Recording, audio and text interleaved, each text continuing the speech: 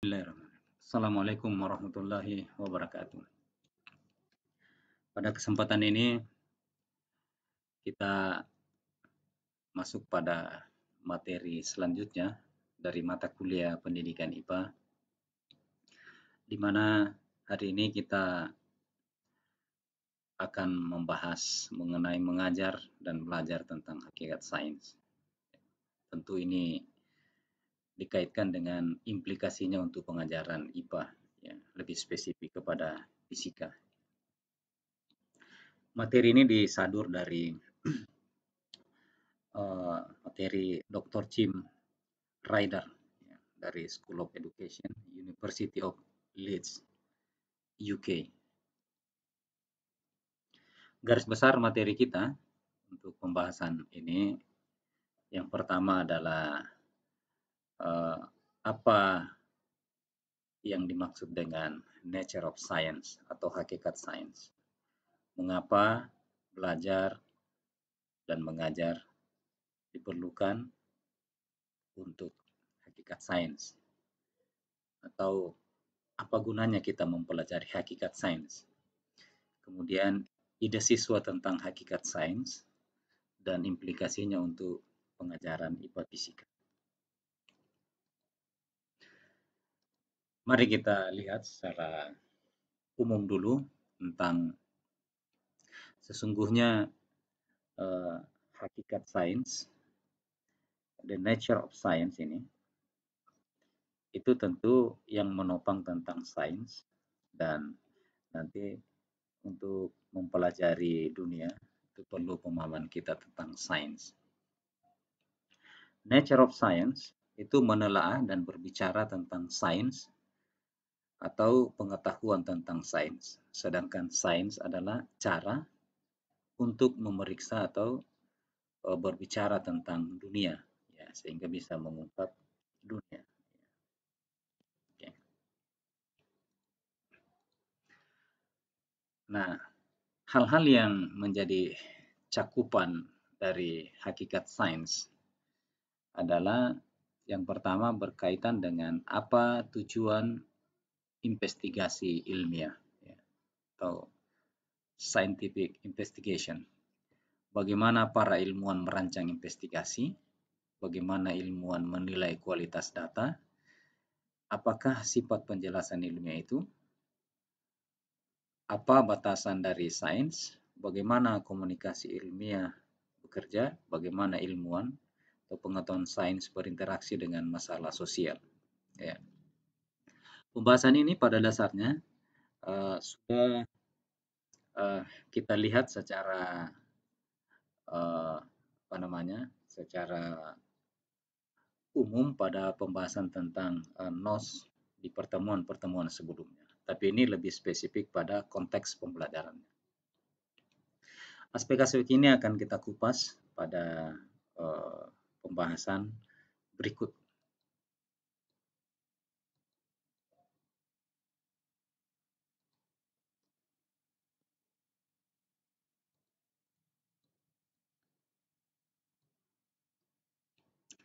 Nah, terkait dengan itu, hal yang tidak bisa kita lepaskan adalah mengenai metode saintifik atau scientific methods, di mana metode saintifik itu terdiri dari yang pertama adalah observasi pada fenomena, setelah itu mengembangkan pertanyaan, membuat hipotesis, mendesain eksperimen, melaksanakan eksperimen, kemudian analisis data, dan kemudian menggambarkan sebuah kesimpulan.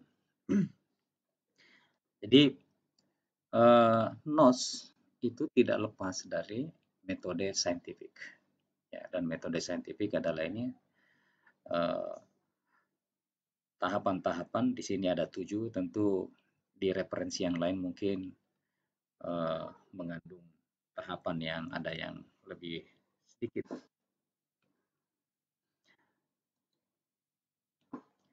Nah, kalau kita melihat tentang metode saintifik ini, ya, dari Medawar tahun 1984, dia menyatakan bahwa pada dasarnya tidak ada yang namanya metode ilmiah. Seorang ilmuwan menggunakan berbagai macam strategi eksplorasi, dan meskipun seorang ilmuwan memiliki cara tertentu, seperti tadi metode saintifik itu, untuk melakukan hal-hal yang lebih mungkin membawa kesuksesan daripada meraba-raba seperti seorang amatir, tidak menggunakan prosedur penemuan yang dapat ditulis secara logis. Ya. Artinya metode saintifik itu yang penting bahwa dia ilmiah, bisa dipertanggungjawabkan secara saintifik, ya ada datanya, dan data itu diperoleh berdasarkan observasi, ya, kemudian melaksanakan eksperimennya, sampai kemudian membuat kesimpulan-kesimpulan berdasarkan data itu dari hasil analisisnya. Ya, sebelum kita membahas tentang langkah pertama dari metode saintifik yaitu observasi, kita bisa lihat di 3 gambar ini.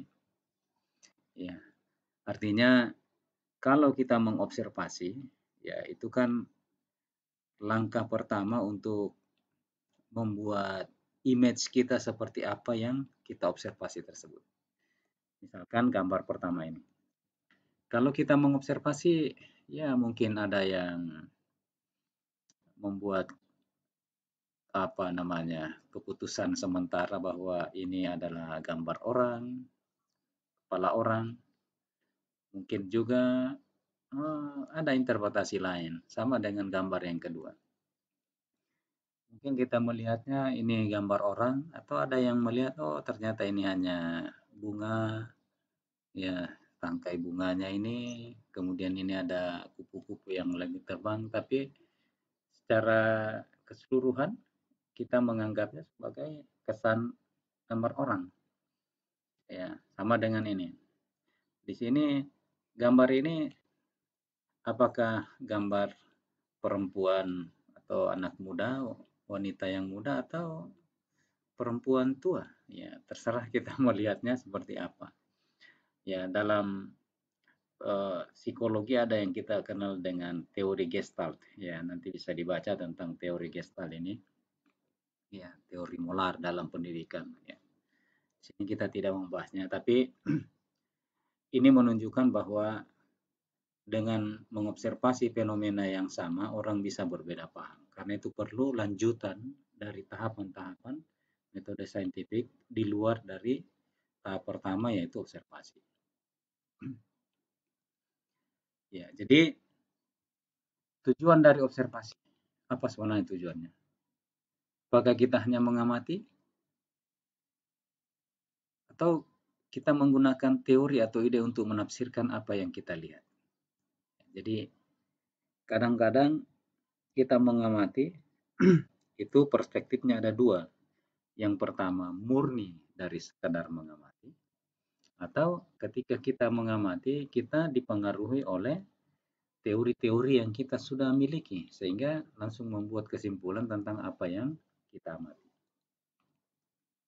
Misalnya, ketika kita berdiri di puncak bukit saat fajar, 2 orang sedang mengamati ufuk timur.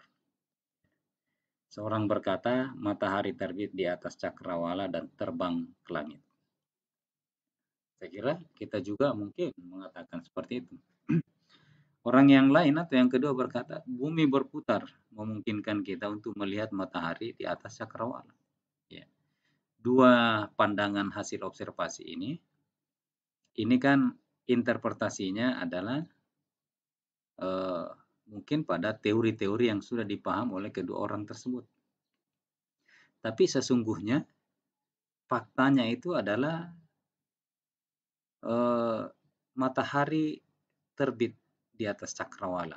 Ya. Matahari terbit di atas cakrawala. Ya. Jadi interpretasinya tentu sangat bergantung pada ide-ide dasar yang dimiliki oleh observernya atau orang yang melakukan observasi. Bagaimana penjelasan sainsnya? Penjelasan sains lebih dari sekedar deskripsi fenomena atau observasi dan data yang ada. Kalau kita lihat deskripsinya, matahari terbit dari timur. Bagaimana penjelasan sains? Matahari berada di pusat tata surya. Bumi berputar pada porosnya setiap 24 jam sekali. Itulah sebabnya kita lihat bahwa kadang matahari ada di timur, kadang ada di barat. Dia terbit di timur, kemudian terbenam di barat. Fenomena yang lain, secangkir teh panas yang mengepul menjadi dingin. Penjelasan sainsnya, penguapan menghasilkan pendinginan karena partikel yang paling energik, itulah yang meninggalkan cairan. Jadi kalau kita lihat air yang atau secangkir teh yang panas, awalnya panas kemudian dingin, itu karena sebagian partikel-partikel yang bagian atas yang memiliki energi kinetik tertinggi itu yang meninggalkan cairan dan kelihatan ada uapnya di situ. Ya. Ada uap yang kita lihat kalau ada yang secangkir teh panas yang kita lihat kemudian menguap, itu artinya ada sebagian partikel yang bagian atas dari cairan teh tersebut yang kemudian meninggalkan. Fasanya berubah dari fasa cair menjadi fasa gas. Pada rangkaian sederhana, bohlam akan menyala saat saklar ditutup. Bagaimana penjelasan sainsnya? Ketika saklar ditutup, muatan di kabel membentuk arus listrik yang mentransfer energi dari baterai ke bohlam. Ini adalah penjelasan-penjelasan sains. Dan kalau misalkan ini ditanyakan kepada siswa yang belum memiliki pengetahuan saintifik, ya mungkin saja dia akan memberikan jawaban-jawaban yang berdasarkan nalar-nalar sederhana sebagai pengetahuan awalnya yang belum bersifat saintifik tapi masih berupa model mental atau pengetahuan awal. Ya, karena itu di dalam sains tidak ada masalah bahwa cara berpikir kita itu kemudian mengalami perkembangan sebagaimana perkembangan teori atom, ya misalkan dari Greek, kemudian teori atom Dalton, ada teori atom Rutherford, kemudian teori atom modern sampai ke teori atom dengan model matematik yang sudah ada orbital, di mana elektron di dalam orbital itu maksimal berisi 2 elektron dengan spin yang berbeda. Ya, spin itu perputaran. Nah, karakteristik dari penjelasan dalam sains. Ya. Ini karakteristiknya ada ya, artinya generalizable, artinya bisa digeneralisasi. Ya. Kemudian penyederhanaan asumsi, kekuatan prediktifnya, ide abstraknya, dan penggunaan analogi serta mekanismenya. Karakteristik yang pertama, ya seperti misalkan teori partikel materi menjelaskan pendinginan melalui penguapan. Ya, transisi fasa padat cair gas, suhu minimum, pemuaian atau kontraksi. Ini adalah teori-teori umum atau generalisasi dari sebuah fakta atau fenomena yang diamati. Dia diterjemahkan ke sana. Kemudian yang kedua, simplifying assumption. Ya. Misalkan garis medan magnet dalam 2 dimensi, mengabaikan gesekan dalam dinamika dengan asumsi bumi itu bulat. Ya, jadi asumsi dasar bumi ini bulat itu kemudian menyederhanakan asumsi. Ya. Karena kalau berbeda asumsi, maka nanti implikasinya juga akan berbeda. Karena itu di dalam dunia asumsi ini ada dua tentang bumi. Ada yang mengasumsikan bumi ini bulat, di lain pihak ada yang flatter mengasumsikan bahwa bumi ini datar. Tentu dengan argumentasi-argumentasi yang masing-masing dikuatkan oleh fakta-fakta yang mereka anut sehingga kemudian mengikuti asumsi-asumsi yang mereka pilih.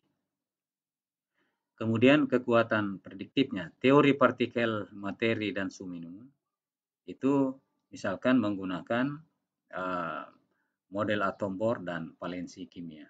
Ya.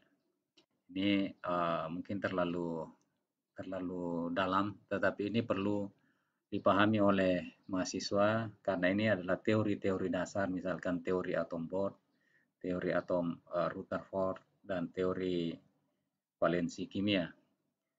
Kemudian ide abstraksinya ya seperti orbit elektron.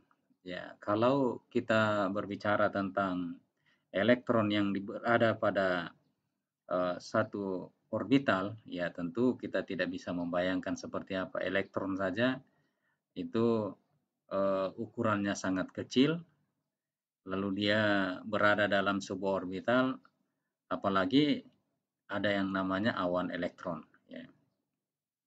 Seperti juga dengan teori Mendel tentang pewarisan dan gen. Ya. Di dalam penjelasan sains, atau kita juga mengenal bagaimana analogi digunakan dalam penjelasan sains. Misalkan cahaya bergerak sebagai gelombang. Ya, artinya kalau dia gelombang, berarti dia butuh medium. Ya, lalu analoginya pasti ada mediumnya, ya, dan mediumnya inilah yang disebut dengan ether. Ya, sehingga kalau ditanya mengapa cahaya matahari bisa sampai ke bumi, padahal dia melewati ruang hampa. Ya, di situ karena ada mediumnya yang disebut dengan ether. Ya. Misalkan teori pusaran Maxwell, ya ini juga mungkin penjelasannya lebih khusus. Dari sisi mekanisme, teori partikel menyediakan mekanisme pemuaian padatan dan pemanasan. Ya, sama juga di dalam kimia ada mekanisme reaksi kimia. Misalkan kalau ada sebuah reaksi yang terdiri dari tahapan-tahapan dasarnya sekian tahap, maka asumsi dasarnya dimulai dari tahapan reaksi yang berjalan secara lambat. Itulah yang menjadi acuan dasar.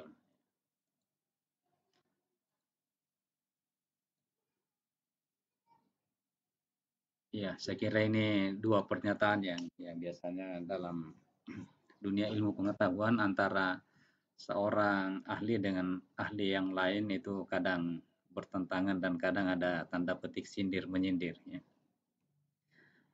Ya, seperti di sini Pauli yang kita kenal Pauli dalam teori-teori pengisian orbital. Kemudian juga bisa kita lihat misalkan Einstein, juga banyak ahli-ahli yang mengkritisi beliau, ya, serta adanya beberapa pandangan-pandangan yang kontradiktif antara satu ahli dengan ahli yang lain, saya kira biasa dalam ilmu pengetahuan. Kemudian yang kedua, mengapa mengajar atau belajar tentang hakikat sains? Apa perlunya kita belajar hakikat sains? Nah, di sini kita akan banyak berbicara tentang literasi sains.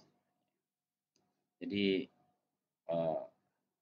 ada sebuah pernyataan bahwa banyak pengetahuan ilmiah yang diperoleh di sekolah dilupakan saat dewasa. Ya. Sebaliknya, yang dibutuhkan adalah pemahaman yang lebih baik tentang praktik, proses, dan batasan pengetahuan ilmiah. Jadi ini yang lebih dibutuhkan sebenarnya. Yang dibutuhkan adalah ini. Ya.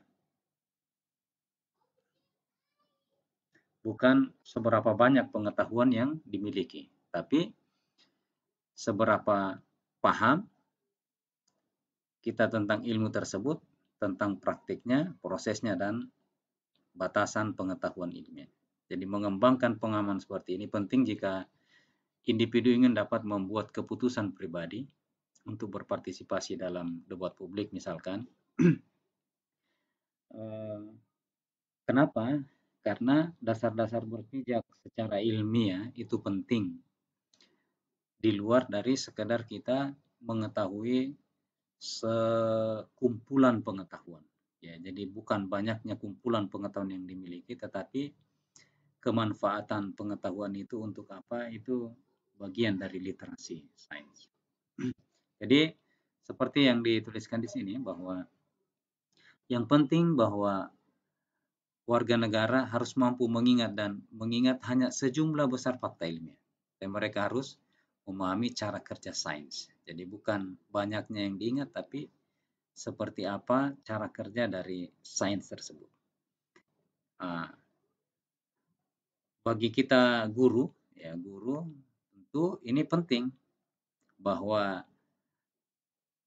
lebih penting dari sekedar memberikan pengetahuan atau menumpahkan pengetahuan kepada anak didik, itu adalah mereka memahami cara kerja dari sains dan bagaimana sains tersebut digunakan dalam analisis dan interpretasi bukti, sehingga ketika siswa kita memahami itu, maka sains pada dasarnya bisa membantu mereka melakukan banyak hal dalam kehidupan sehari-hari. Itu yang penting bagi seorang guru, menanamkan nilai sains tersebut, implikasi sainsnya sebagai dasar untuk melihat seberapa tinggi literasi sains itu dimiliki oleh guru maupun peserta didik.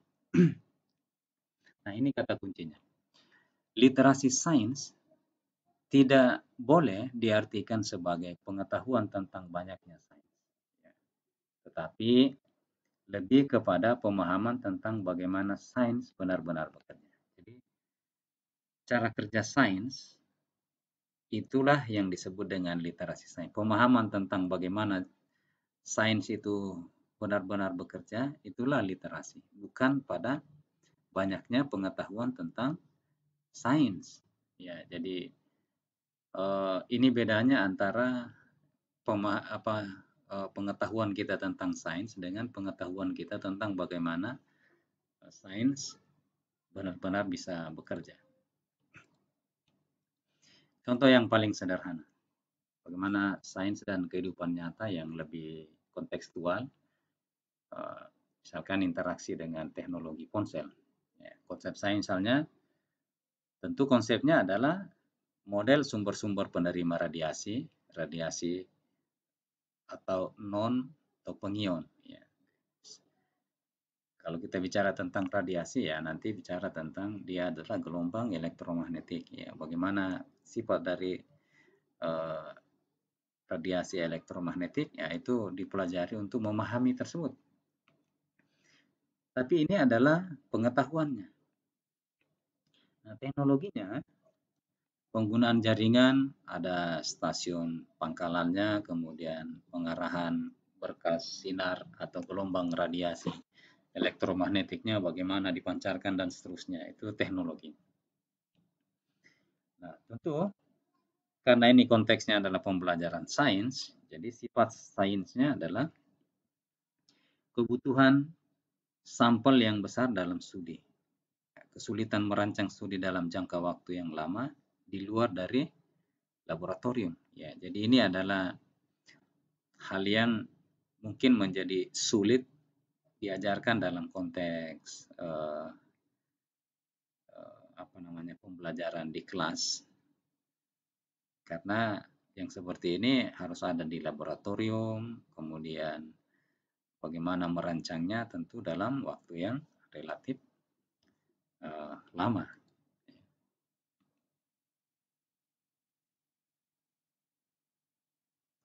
Ini contoh cara berpikir yang logis, misalkan. Kasus orang tua yang yakin bahwa memindahkan anaknya dari sekolah yang terletak di dekat tiang telepon seluler adalah penyebab peningkatan dramatis pada kesehatan anak. Dia adalah anak yang berbeda sekarang, ya, ketika dia sudah memindahkan, kemudian terlihat bahwa kesehatan anak tersebut membaik. Jadi asumsi dasarnya bahwa ya penyebabnya dia lebih meningkat kesehatannya karena dia sudah dipindahkan dari sekolah yang terletak dekat tiang telepon seluler. Ya. itu menandakan bahwa secara konsep berpikirnya ada pengaruh antara tiang telepon seluler yang memancarkan radiasi elektromagnetik terhadap kesehatan anak. Ya, tentu ini harus diteliti dengan baik tingkat kebenarannya dan seperti apa implikasinya di dalam kehidupan sehari-hari. Nah, yang terakhir kita lihat perbedaan antara school science, ya, pengetahuan sekolah dengan bagaimana sains dalam area publik. Ya, ini. Jadi di sekolah itu membangun pengetahuan. Ya. Jadi establish knowledge, ya, pengetahuan dibangun. Sementara di ruang publik, di domain publik itu adalah contested knowledge, ya, pengetahuan-pengetahuan kontekstual yang lebih banyak digunakan. Kemudian di tingkat sekolah, sains di sekolah ini hard fact, ya, fakta-fakta yang bisa teramati, yang relatif lebih sederhana. Ya, dia hanya bahasa-bahasa dari fakta empiriknya. Sementara kalau di sains dalam domain publik itu lebih kompleks, konteksnya adalah dunia nyata. Kalau yang di sekolah ya bisa saja bukan berbicara tentang dunia nyata, tapi yang mungkin yang dikemas sedemikian rupa sehingga bisa mewakili dunia nyata. Tapi kalau di domain publik ya sudah real world konteks, konteksnya dunia nyata. Di school science ilmu siap pakai. Kalau jadi ilmu siap pakai. Kalau di domain publik ini sains yang bisa diaplikasikan dalam pembuatan tertentu sehingga kemudian perspektif antara school science dan science in public domain itu berbeda perspektifnya seperti yang kita lihat ini. Ya, saya kira itu yang untuk tahapan pertama pembahasan kita hari ini. Pembahasan berikut kita masih lanjutkan pada dua perspektif, yaitu bagaimana ide siswa tentang earth science dan implikasi untuk pengajaran IPA fisikanya. Mudah-mudahan bermanfaat. Wassalamualaikum warahmatullahi wabarakatuh.